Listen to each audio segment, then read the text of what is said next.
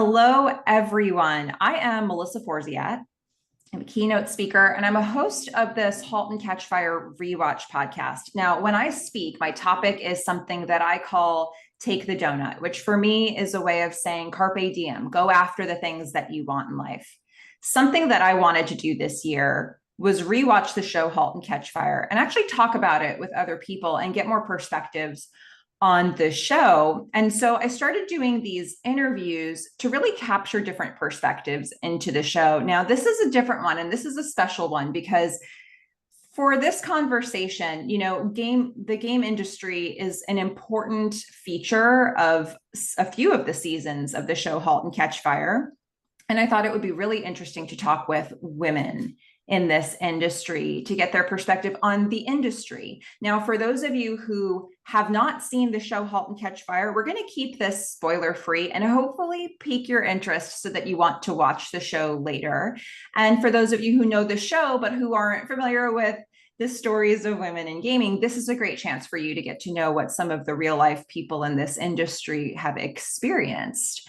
So with all of that in mind, I'd like to introduce my guests for today. This is the most ambitious number of guests I've had on for any interview for this series, but I'm really excited to talk with. I'll go sort of around the table on this one. So I'll start with Athena Z. Peters, who's CEO of Rainbow Unicorn Games. Athena has 20 plus years of experience in online MMO and mobile games as a producer, designer, and QA on games like City of Heroes, Lord of the Rings Online, and Game of Thrones Conquest.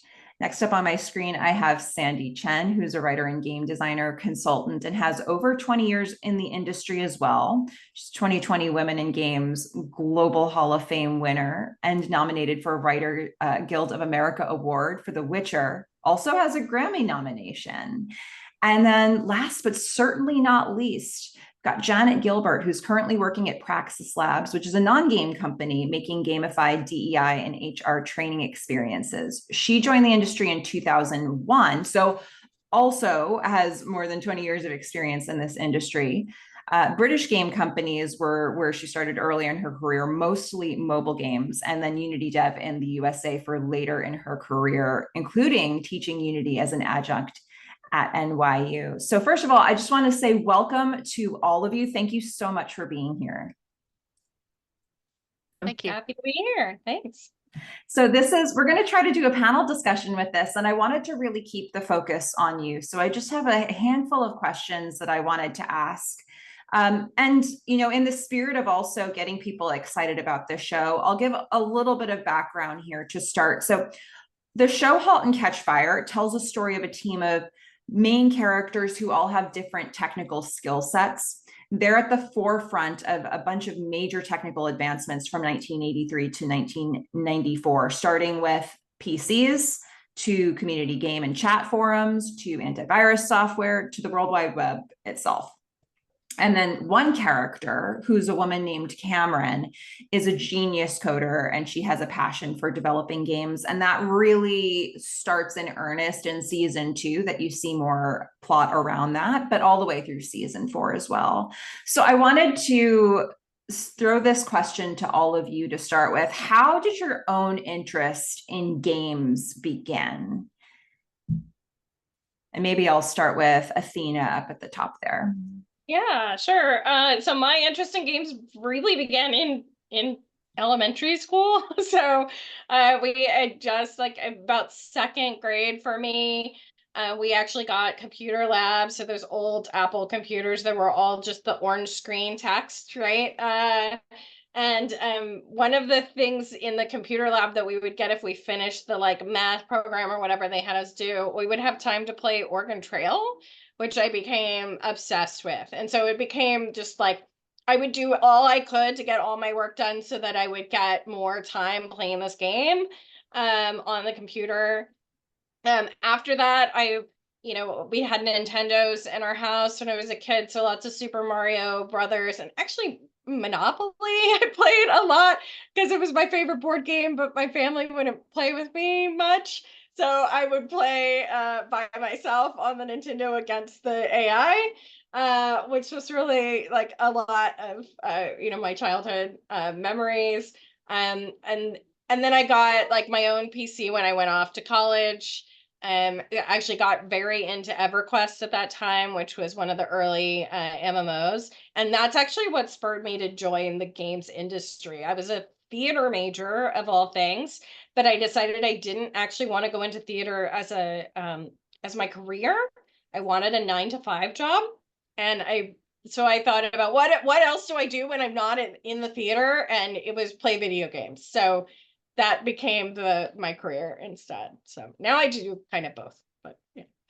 Oh, that's so wonderful. That's a Yeah. really cool place to start. And I played a lot of Oregon Trail myself, so that's really relatable for me. I'll go to Sandy next for this one. So, how did your interest with games start? Well, in my family, we were early adopters. My dad we were actually in a picture in a magazine going to buy a home computer. But I was a voracious reader. I read all those choose your own adventure kinds of books, and text adventures just got my interest. I started writing them, and I thought I could also program my own game, but it was in BASIC, so it was very simple. In high school, then I was started to take apart computers, broke actually the Apple II and a couple of PCs in the process, and tried to learn how it worked. But I never really thought of it as a career. I went to USC for film, and coming out of that, I think other graduates also were wondering what they were going to do, and I was thinking about it, and I thought, well, you know what? I'm going to apply to be in the game industry, and I actually only have searched for jobs in the game industry. I never went to do playwriting and everything, even though that was in my background, and to do screenwriting and all of that stuff. But I just picked a direction and I went after it, basically. Oh, that's wonderful. So, already a couple different stories, but some parallels there. Janet, what was your experience with your interest in games at the start? My experience was more with British computers, because back in the 80s, there was a concept of kind of national computers, which did not exist in other countries. So there would be a computer that was marketed and made in Spain or France or whatever. Anyway, I started out playing with the BBC Micros at school, which were a computer made by the British Broadcasting Corporation, the national media, in order to introduce children to programming, which I enjoyed very much, both the games and the programming on the BBC Micros. And I begged my parents for my own BBC Micro, but they were expensive. So they got me a ZX Spectrum instead, which was another British computer. And it had some very British games on there. So my experience of games growing up is very different from what Americans would have, playing something like, I don't know, Manic Miner, or um, rather than Mario, or Jinxter rather than Infocom games, or so. But because it was I guess a small scene, it was pretty obvious that you could get into making games quite easily by just sort of sitting down and doing it, which is what I did. Learn to code in BASIC and then in C++ as a child and teenager. That sounds pretty empowering as an environment, that you actually had like a program that you could do that was designed to help children learn how to program. Yeah, the BBC Micro was not so much a program; it was a computer. It was a home computer, but was it kind of marketed as helping children to learn to code. Wow, that's a skill that probably paid dividends for everybody who did that. Well, most people in my school were not very enthusiastic about learning to code. I was the only one I knew of who was really obsessed with it. Most of the others would rather play around with the games and that sort of thing. Yeah. But then here you are. You made a whole future from it.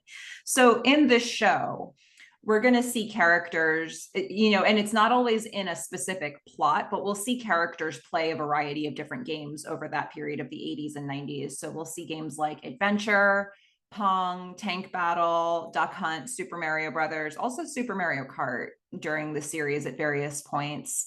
And sometimes it's just people playing the game, and sometimes there's more of a plot around it. But those are some of the games that are mentioned within this show. And a few of you talked about specific games that you fell in love with in the beginning, but what are some of the games that were particularly formative for you over the years?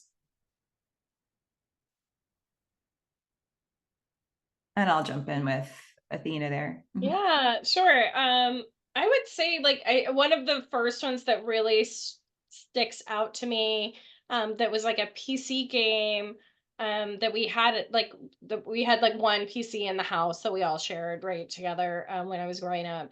And I think the biggest thing, after like the Oregon Trail or the like more console games, so the first PC game that really captured me, was Myst. There was like something about that game, maybe it was just the graphics advancement that we made when that game came out, that was the first time I really felt immersed into a game world, that like it just pulled me in and the rest of the world around me disappeared and I was in this place. And that I think really is the thing that connected me into like this was a new storytelling medium, that is probably what got me to start thinking about gaming as a career instead of staying in traditional theater, because that was like the really like the all of a sudden it was like, oh wow, we can actually tell this amazing story without even there's no characters, there are no dialogue, like you're literally just going through an environmental story, that was so powerful to me, right? That it really changed like how I saw games and how I saw media, right? Going forward into the future. Wow. So Myst was a critical one in your development, it sounds like. Sandy, was there anything that really jumps out for you? It might not have been the first thing you started with, but something that felt formative to you. So I talked about the Infocom games, the text adventures. Of course, there was like Sword, and there was Hitchhiker's Guide to the Galaxy, which I never completed. But I remember one game after that was graphic. It was Wizardry, and it's all about it's based on D&D. It's basically RPG, and you go around. You're in a dungeon crawler. You're killing stuff, and I just endless hours spent on that, gathering loot, killing monsters. And then in the arcades, I was very, very good at Centipede. And I would just go out at lunchtime and just plunk in quarters and just keep on playing. And I also played like tons and tons of other arcade games. But there was a time when I just didn't play games. It wasn't until I started working in the industry, doing mobile casual games, that I just became obsessed with some of these word games and just all of the casual games out there. I just really excel at them, and all the different types of ones. And I just fell in love with it again, and it became more of an addiction just to do like Candy Crush and to play through and get through all the levels. Oh, sorry, I got an interruption from my son. No worries. It's funny that you mentioned Centipede, because Centipede is actually Cameron's favorite arcade game in the show. And we find that out like the pilot episode. So it's that's a really fun point of connection that you have there.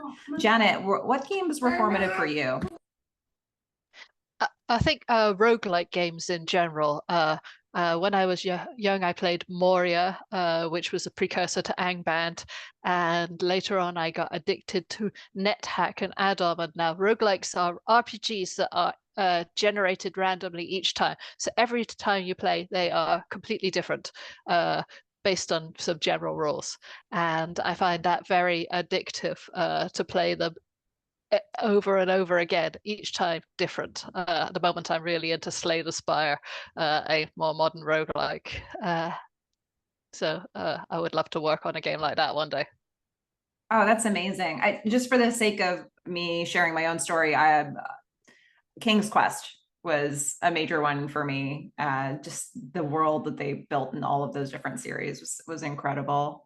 All of you, one of the things I love about this panel is that all of you have decades of experience within this industry. And I'm curious, what has been the biggest change you've witnessed in the industry over the years? And that can be in general, that can be for women in the industry. What jumps to mind for you as the biggest change? And I don't want to make any assumptions about who wants to field this. So if you have something that you want to jump in with, feel free to take yourself off of mute and just jump in. But, what's the biggest change that any of you have witnessed? I mean, I won't say this is a momentous change, but it's a good positive change that, in the beginning we go to conferences and we would joke about how the women's room, there was no line, and the men's room, there was a line. And I was at GDC basically doing these roundtables about how to recruit women and get them interested in working in the game industry. And now I feel like, it's sort of in the universities, and there may still be an issue with getting women into these university programs interested in game development, but there's certainly a lot more women, a lot more diversity, and the companies are now more interested in supporting that. We don't always see that in the past when we get all these stories about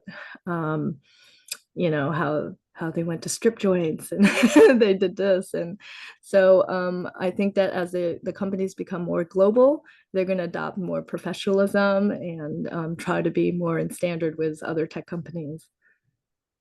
That's great. And I'm seeing some head nods here as well. So that sounds like a really relatable experience.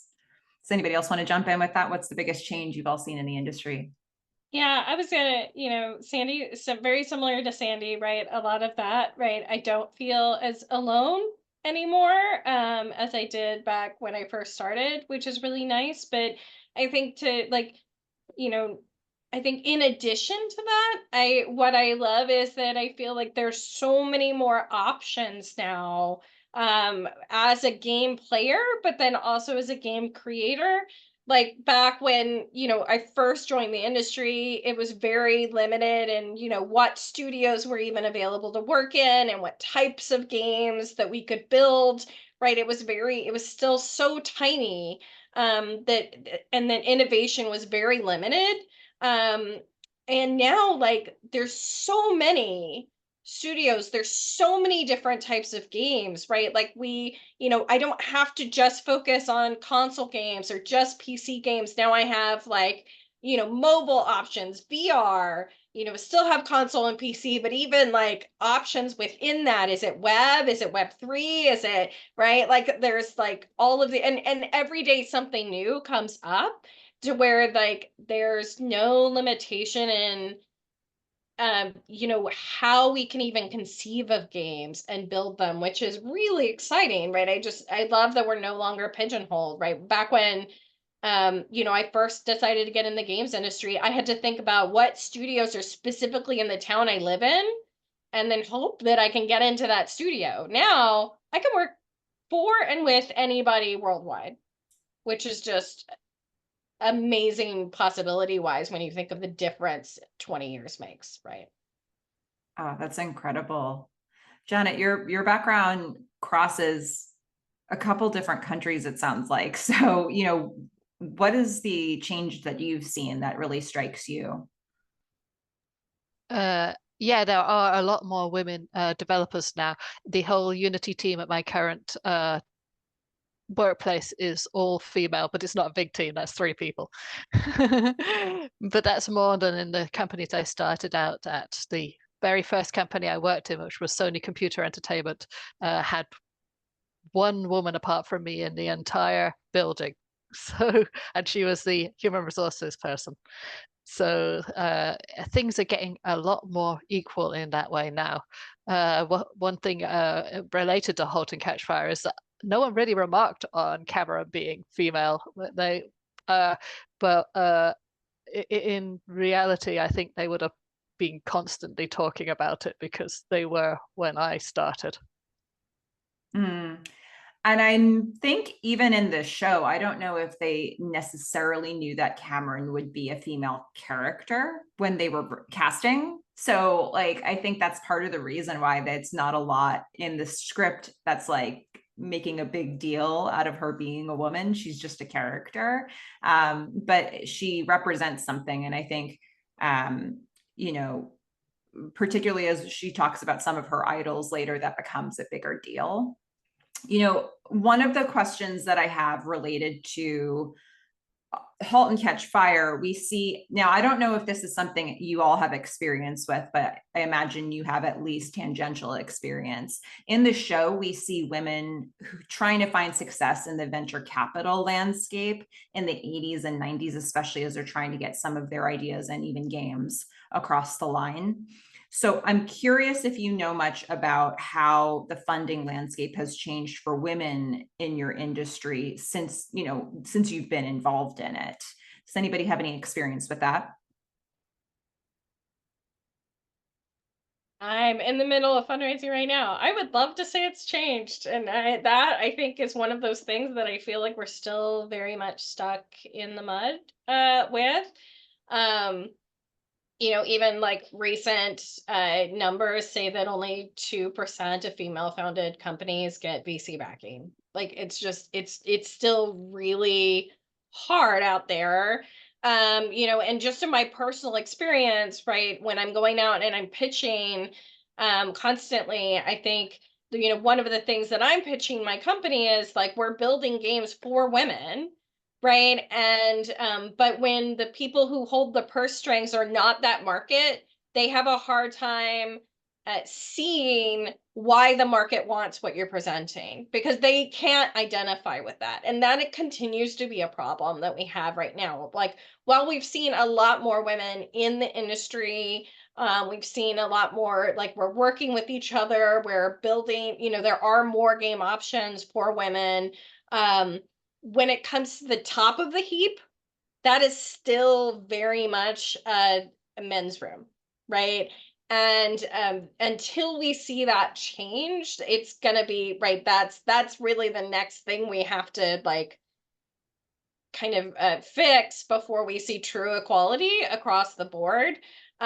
Because when it comes down to it, like you can go all the way up all the chains, but as soon as you hit that top one where the purse string is, if they don't get it, they're just gonna put a, you know, stop on it. And so we're seeing a little bit of progress, but unfortunately it is not, you know, we're not where we should be by any stretch of the imagination. Sounds like the journey is still happening, still trying to make it work. I mean, I feel like this show shows us a very rosy view of how many women were involved in venture capital in the 90s. So it sounds like, you know, there's still a lot of work to do in that area. Yeah, I'd love to see the show's stats versus the actual realistic stats because I feel like that's not a well, yeah, having currently been in the midst of VCs and looking at how they're working and even the distribution of how many women work in VC, right? Like how many women are even on the decision boards in VC. There's still a huge gap there. So yeah. And it looked like, Janet, you don't have much experience with that. I don't know if Sandy does. So I just wanted to give you both room in case you had anything you wanted to share. Okay. Yeah. I know that my bosses at the moment, Heather and Elise, who are women of color, are working with getting funding from VCs at the moment. But fortunately, I don't have to know or be involved with that. But I imagine that it's an interesting experience for them. So one of the main characters, obviously Cameron, one of her idols is Ada Lovelace. And I'm curious for you, who were your role models or mentors in the industry over the years? You know, this is an opportunity to acknowledge people who inspired you, whether you had a chance to meet them or not. So are there any particular people that were sort of figureheads for you in this field? So I went to my first GDC. I met Ellen Beeman, and she was from a group of women who originally worked at Origin. Sherry Grainer Ray, who wrote inclusive game design, and it was really important book about expanding the market to include female game players. Just being able to talk with them and see with them, and and you know, they ended up in different places. So it's even though I think well, Ellen is in Seattle right now, but the rest of them are still in Austin, Texas. And so that really made me feel welcome, that I could have my questions answered, like, well, how much do I charge? Like, I knew nothing about how do I charge as a freelancer? Like, what do I do? How do I figure out my finances? I mean, my business, or because as a writer, you're mostly freelancing. There were at that time not many people hiring writers full time. In fact, I had to get a full-time job as a producer and started to do my writing on the side as a side hustle. And eventually I was able to do a horizontal move into game design. So become a game producer into a game designer. But I would say that they were really, I really looked up to them because they were older and wiser and they had been in the game industry longer. And they were the people I could go to for advice. That's wonderful. Janet and Athena, did you have any role models? I was always looking in the credits of games, in the printed credits in those days, to see if there were any female game coders, because I always wanted to, you know, to think that there was more than zero, and I was usually disappointed. But there were a couple of female developers on the spectrum, Linda Wright and Anita Sinclair, who I found inspiring for just existing. Oh, that's wonderful. Yeah, I came actually up through the industry in Austin, Texas. So Sherry Garner Ray is also a, you know, close personal friend of mine, and one of my mentors from like early on. I was lucky enough to kind of be embraced into like a women in games like lunch gathering and stuff in Austin, where like I got a chance to like meet with a couple of people, and that was really key to I think even keeping me in the industry in those times when it was really tough, right? And then there were like a couple of other folks that, you know, the HR manager in the first studio I worked for, which was the only other woman in the building, right? Becoming her name's Honey, and being able to become friends with her and having somebody that I could go in their office and just talk to when things got rough. Right. And then, you know, same thing. I had a QA lead when I went to NCSoft, Lori Branham, who became a very close friend of mine. And once again, you know, there's like only a couple of us in the entire building that are women. And so often it was like, it wasn't even people who had extremely large amounts of experience more than I did. It was just people that were like there, or like people who had, you know, so I worked for Richard Garriott for a while when I was at NCSoft, and then finding out that like Robin Schaefer, who's been working with him since he built his very first game and his very first studio. She was basically an administrative assistant at NCSoft, but she'd been there with him working from like the get-go. And so it's like nobody ever knows about Robin or what she does. But if you get to know her, you realize like she's the backbone of why Origin existed and why then NCSoft got built, right? Or NCSoft America. But like, so, you know, getting to know those women who are not women that we find on credits of these games. They're not women that you know of for like Sherry Ray has definitely written a book and we know about her for that. But like some of these other women will never be known by the greater industry, but they're why our studios existed. And they're the people that we went to that when we were just like, we were having the worst day, or we just needed somebody to tell us that we weren't crazy when we were facing harassment or discrimination or whatever. That I think were the key to why I stayed in, and why I think many of us did, right? Absolutely. And I Well, would just add that it's for people to be in here for 20 years is a really amazing feat, because I believe I read that the most people get out after 6 years or so. They burn out and they find more stable jobs. I mean, I, honestly, at this point, it's sort of amazing to be in any industry for, we're gone are the days Yeah. where, you stay with one company forever and you get a pension and all of that, at least in the US. And I think it's so amazing to have in this industry 3 people who have so much experience, all being able to, and different experience, all being able to talk with each other here.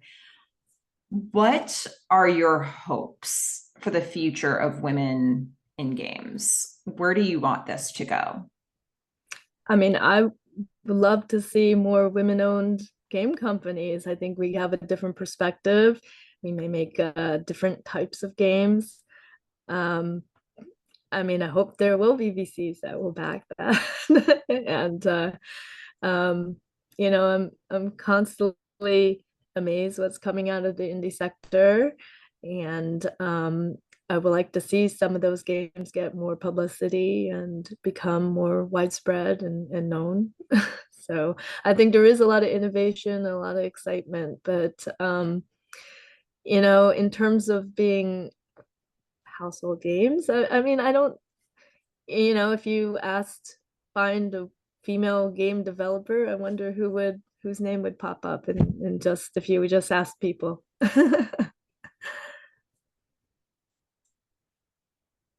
Yeah, I think for me, I look forward to the day when we're no longer have to think of it as a side point, right? Like, or like, why is it different, or how is it different being a woman in game? Like, at some point, I want that to not be a conversation we have, right? It's so common, right? We know that 50% of gamers are women. So why does our industry not reflect that? And I feel like we're going to catch up to that.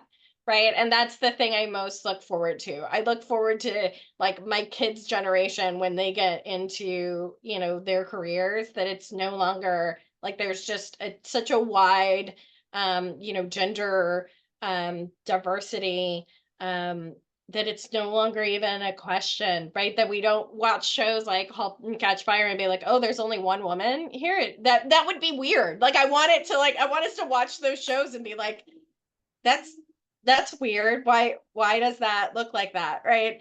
To where we don't even notice it. So like one of the things I love about like the Star Trek series, I don't know if anybody is like familiar with this, but Star Trek actually does a very purposeful point of casting gender diversity in everything that they do, right? So there is a like 50-50 ish when you consider non-binary folks as well.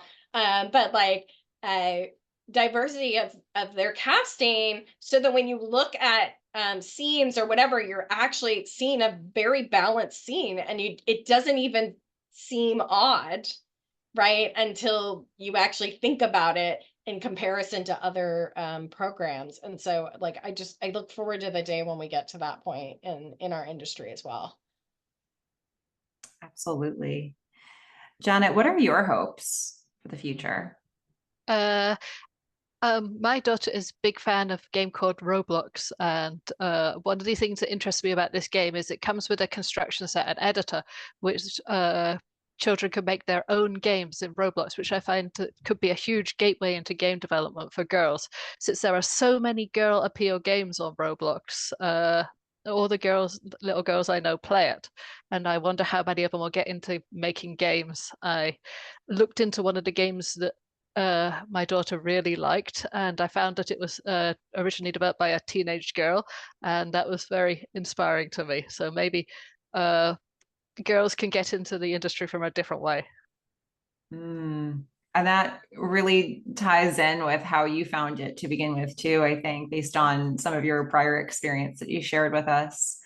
Well, Yeah. I don't want to make any assumptions here, but for any of you, if people want to know more about what you're doing, or if there's anything that you want to plug or share with everybody who's listening, this is a great time to do that. So I'll just open up the floor for anybody who wants to plug something, or like let people know how to connect with you if they want to.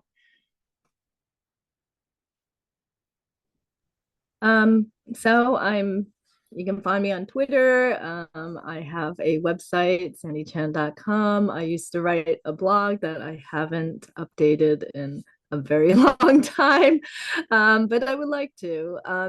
Also working in serious games, which is the same field that Janet's in, and doing a lot of consulting there, where I help companies use the game technology to further their interest in education or in training or in I guess what we call promotion of different interests or causes. I'm also doing a lot of narrative design consulting, and as well as portfolio reviews for aspiring narrative designers who would like to get their portfolios checked out or need advice. So I've been doing that as well on the side when I have a friend who helps a lot of candidates, and when they need some more help, she sends them to me if they happen to be doing narrative design or writing. I'm also trying to start up my own company and in doing an educational game for kids. Oh, that's wonderful. So let's keep an eye on what Sandy's up to in that space. And Athena or Janet, if you wanted to share anything, you're absolutely welcome to do that now. Yeah, so I'm can be found Athena Z Peters mainly on LinkedIn, but other social media, various places. I am, like we said earlier, I'm the CEO of my own game studio, Rainbow Unicorn Games, which you can find at rainbowunicorngames.com. And we're in the middle of early funding. So we actually have a WeFunder up right now where we're doing a community round. So if anybody's interested in actually being an investor, you can do so for as little as $100. We believe in actually trying to build out the opportunity for the community to, earn money and grow their wealth right along with us as we're successful, and not just leave it to the millionaires. So if that's something you're interested in, please check us out. Additionally, we are working on our first game called which is set in a world called Romancing Jan, which is an alternative history Regency a la Bridgerton or Jane Austen novels, where we're basically building up mobile and PC space where you can live out your Regency fantasy dreams with branching narratives, relationship building with NPCs, collecting and building of clothing items, of manor decoration, etc. That we're really excited about. So yeah, that's what I'm doing. Oh, it's wonderful. And it was Janet. Yep. Yeah, I'm not got a massive online presence. I'm on LinkedIn, Janet-Gilbert on LinkedIn. Perfect. Well, thank you. First of all, thank you all of you so much for being part of this. And for those who are listening who want to know more about women in games, I'll hope you'll learn more about these three amazing people and check out some of the resources that they just shared as well. For those who are listening to this who are unfamiliar with the show Halt and Catch Fire, I hope this is something that gets you excited about this show. It's probably an unusual depiction of a percentage of women within the show who are actually part of these industries. It's about half and half in the show. So that could be something really interesting and aspirational, I guess, for us to look at, even though it's a look from the past. But, for everybody who's watching this, I hope this exposed you to something new today. And once again, thank you, Athena, Janet, and Sandy, for being here and sharing your experience and kind of opening things up for everybody. Thank you. Thank you, Melissa. Yeah. Thank you. And to everybody who's watching this, go out there and watch Halt and Catch Fire. Bye, everybody.